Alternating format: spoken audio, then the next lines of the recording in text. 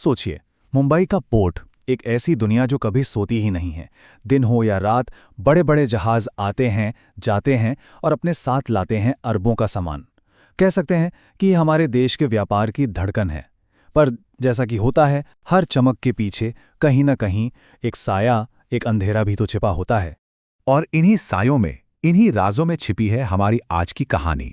एक एक ऐसे घोटाले की जो पानी की सतह के ठीक नीचे सबकी नजरों से बचकर न जाने कितने सालों तक चलता रहा, फलता फूलता रहा। तो चलिए आज इसी गहरे समुद्र में उतरते हैं और देखते हैं कि अंदर क्या है। तो हर बड़ी कहानी की तरह इस कहानी की भी शुरुआत होती है एक ऐसे चेहरे से जिस पर आप जानते हैं कोई शक ही नहीं कर सकता। मतलब ईमानदारी का एक ऐसा परफेक्ट नकाब जिसके पीछे छिपा था एक बहुत ही बड़ा गुनाह। और ये चेहरा था राघव शर्मा का। बिजनेस की दुनिया में ये नाम समझिए कि ईमानदारी और मेहनत का दूसरा नाम था। हर कोई उसे एक ऐसे कारोबारी के तौर पर जानता था जिसने भाई अपनी मेहनत के दम पर सब कुछ खड़ा किया है। लेकिन इस कहानी का जो सबसे मजेदार, सबसे दिलचस्प पहलू है ना, वो है ये डबल लाइफ। सोचिए, एक तरफ तो वो चेहरा था जिससे पूरी दुनिया जानती थी, एक इज्जतदार सम्मानित बिजनेसमैन, और दूसरी तरफ थी वो सच्चाई जो अंधेरे में छिपी थी, एक शातिर अपराधी जो एक बहुत बड़े इंटरनेशनल स्कैम का सरगना था। तो सवाल उठता है कि भाई ये पूरा खेल आखिर चलता कैसे था। देखिए, तरीका बहुत सिंपल था पर उतना ही शातिर भी। दुबई से जो कंटेनर आते थे ना, उनके पेपर्स पर, मतलब कागजों पर, लिखा होता था इलेक्ट्रॉनिक्स। लेकिन ये तो बस आंखों का धोखा था। असल में उन कंटेनरों के अंदर भरा होता था वो सामान जो हमारे देश की सुरक्षा और इकोनॉमी दोनों के लिए जहर था। अवैध सोना, ड्रग्स और हवाला का करोड़ों अरबों रुपया। मतलब साफ है, ये सिर्फ कोई टैक्स चोरी का मामला नहीं था, ये एक पूरा ऑर्गेनाइज्ड क्राइम था।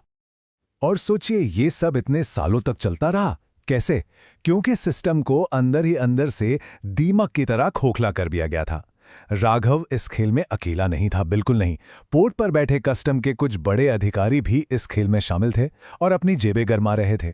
सब कुछ, मतलब सब कुछ, एक घड़ी की तरह एकदम परफेक्टली चल रहा था। लेकिन जैसा कि हर कहानी में होता है, एक नया मोड़ तो आना ही था।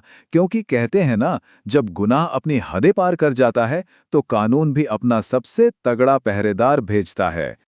और कहानी ने करवट ली ठीक उस वक्त जब पोर्ट पर एक नए अफसर की पोस्टिंग हुई। नाम था एसीपी अर्जुन वर्मा। एक ऐसा अफसर जिसकी ईमानदारी और पारखी नज़र के किस्से हर जुबां पर थे। और बस यही से शुरू हुई असली जंग। एक तरफ था राघव शर्मा का पैसों और ताकत से खड़ा किया गया पूरा साम्राज्य, और दूसरी तरफ था एसीपी अर्जुन वर्मा का फर्ज और उसकी ईमानदारी का जज्बा। अर्जुन ने जैसे ही चार्ज लिया, उसे इस परफेक्ट सिस्टम पर शक हो गया। उसको लगा कि भाई इतना स्मूथ, इतना परफेक्ट कुछ भी नहीं होता। उसका जो तजुर्बा था ना, वो उसे छींक छींक कर बता रहा था कि दाल में कुछ काला नहीं, बल्कि पूरी दाल ही काली है। कुछ बहुत बड़ा है जो आंखों के सामने होकर भी दिख नहीं रहा। और यहीं से शुरू होता है वो चूहे बिल्ली का खेल।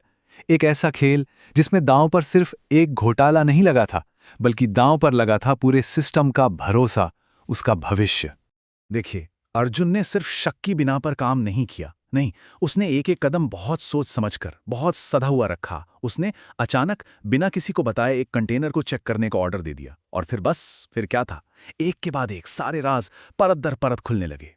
और जैसे जैसे जांच आगे बढ़ी, एक चौंकाने वाली बात सामने आई। पता चला कि राघव तो बस एक छोटा सा मोहरा था। इस शतरंज के असली खिलाड़ी तो कोई और थे जो बहुत ऊपर बैठे थे।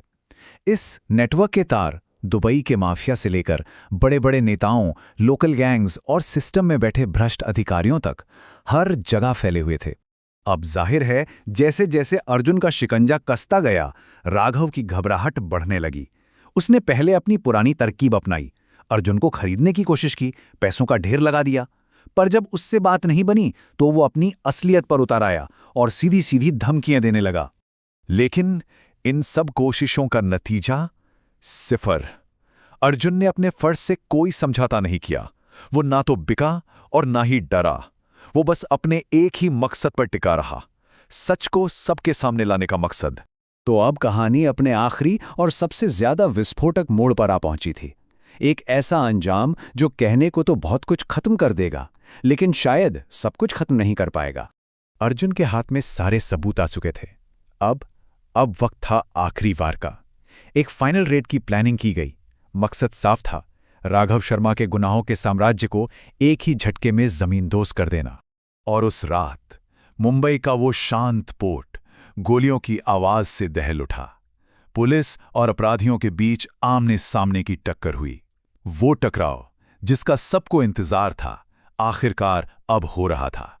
और इस जबरदस्त टकराव के बाद जब गोलियों का शोर थमा, जब धूल बैठी, तो राघव शर्मा का बनाया हुआ वो पूरा का पूरा साम्राज्य ताश के पत्तों के घर की तरह ढह चुका था। आखिरकार कानून की जीत हुई थी। लेकिन एक मिनट, क्या यह सच में पूरी जीत थी? हाँ, राघव पकड़ा गया, उसका नेटवर्क भी टूट गया, पर यह कहानी अपने पीछे एक बहुत बड़ा सवाल छोड़ जाती है। सवाल ये कि क्या सिर्फ एक प्यादे को हटाने से शतरंज का खेल खत्म हो जाता है, या फिर वो असली खिलाड़ी जो पर्दे के पीछे बैठकर ये सारी चालें चल रहे थे, वो आज भी आज़ाद हैं, शायद किसी नए राघव की, किसी नए मोहरे की तलाश में।